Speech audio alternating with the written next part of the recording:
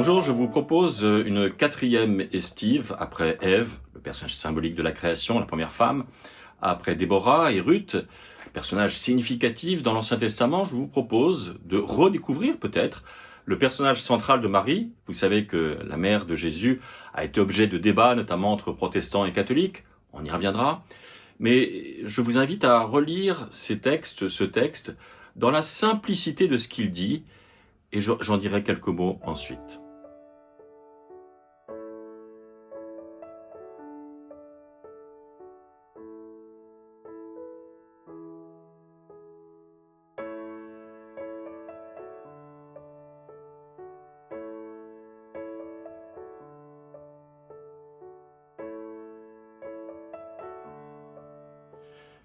Marie est effectivement sans doute l'une des plus grandes figures du christianisme, et pourtant elle est aussi l'une des plus interprétées.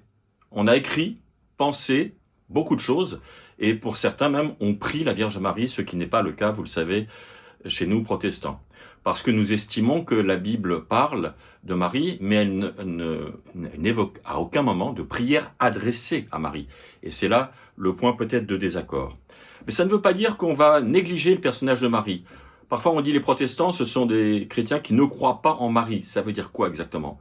Je voudrais rétablir, comme l'a fait avant moi André Dumas, un professeur de théologie que j'ai eu, qui avait écrit, avec sa femme d'ailleurs, un très joli petit livre sur Marie de Nazareth, qui est notre sœur dans la foi. Pas la mère des croyants, mais notre sœur dans la foi.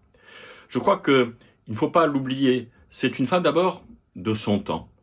La Vierge Marie est une jeune femme d'ailleurs de Galilée. La Galilée, c'est au nord de l'actuel Israël, si vous voulez. Et Nazareth, c'est pas une ville très importante. Autant Bethléem, au sud, va devenir la ville de naissance de Christ, mais était déjà la ville du roi David.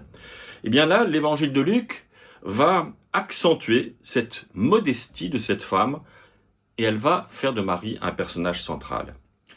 Ce récit de l'Annonciation ne doit pas être lu comme un compte-rendu journalistique de ce qui s'est réellement passé, puisque d'ailleurs personne n'a été témoin évidemment de cette scène. Mais comme protestant libéral, je voudrais en donner la force du symbole. L'Annonciation, avec l'ange Gabriel, qui vient annoncer une naissance, pendant longtemps, l'attention s'est concentrée sur le côté miraculeux, biologique de cette virginité. Mais je crois que l'essentiel est ailleurs et dans cette dimension justement symbolique. Marie reçoit une parole qui bouleverse totalement sa vie. Elle pourrait refuser et elle finit par accepter. Elle dit toutefois que ce soit ta volonté. Eh bien, cette phrase qu'on retrouve dans toutes les vocations prophétiques et qu'on retrouvera même chez Jésus sur la croix, toutefois que ça ne soit pas ma volonté mais ta volonté, il y a dans les vocations prophétiques en quelque sorte un refus qui précède l'acceptation. Eh bien Marie, dans ce sens-là, est peut-être la dernière prophétesse de la Bible. Sa réponse d'ailleurs finale va être de dire qu'il me soit fait selon ta parole. Pas selon mon désir, mais selon ta parole. C'est donc un acte libre. C'est pas le modèle d'une femme soumise, comme on l'a parfois dit. Au contraire, c'est une femme à qui on fait une proposition révolutionnaire et qui accepte. C'est donc une femme libre, fondamentalement libre. Alors c'est vrai que dans beaucoup de traditions religieuses, l'obéissance, et notamment celle des femmes, disons-le, a été valorisée au travers de ce personnage de Marie. Mais Marie n'est pas une femme silencieuse. Elle prend la parole, elle chante, nous dit même le texte avec le Magnificat. Elle accompagne Jésus dans l'évangile de Jean jusqu'à la croix. Elle est dans le consentement créateur. C'est cela qui est important. Le théologien protestant Paul Tillich disait que la foi, je cite, est le courage d'accepter d'être saisi par ce qui nous dépasse. Eh bien, quel plus beau modèle alors que Marie dans ce saisissement d'accepter d'être saisie. Marie incarne ce courage d'être. Elle accepte que sa vie ne lui appartienne plus entièrement et qu'elle soit dédiée en quelque sorte à une mission. Et elle va chanter ce Magnificat en réponse à sa vocation de devenir la mère de Jésus, ce Magnificat qui n'est pas tout à fait ce qu'on pourrait attendre d'une femme soumise. On dit que Marie est soumise, mais pourtant, elle n'est ni douce, ni silencieuse.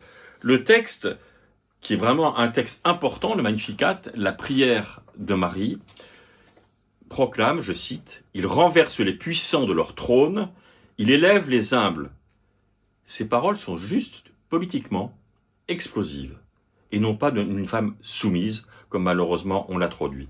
On l'a trop dit. Les puissants ne sont pas éternels, les humbles ont un avenir.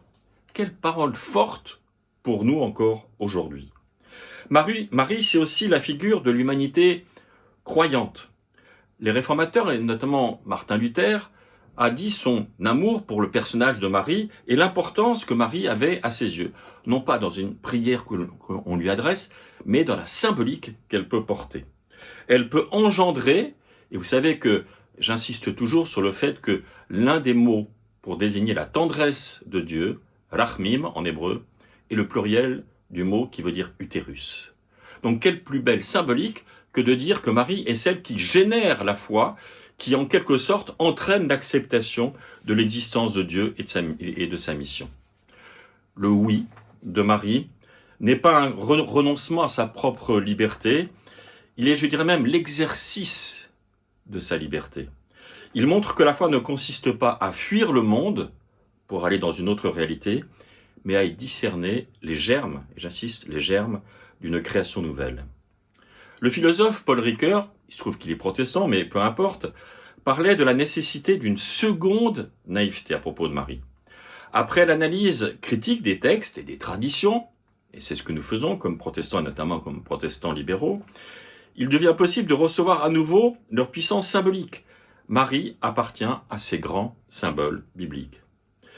Elle porte une existence humaine qui peut devenir le lieu où Dieu ouvre un avenir inattendu. Marie n'est donc pas d'abord la femme idéale, soumise, ou même la figure inaccessible.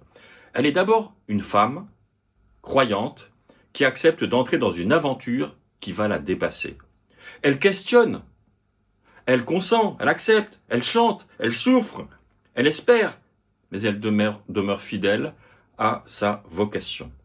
Son histoire rappelle à chacun, je crois, que Dieu choisit souvent les lieux les plus modestes, les personnes les moins brillantes, pour faire émerger, pour faire naître une parole vivante.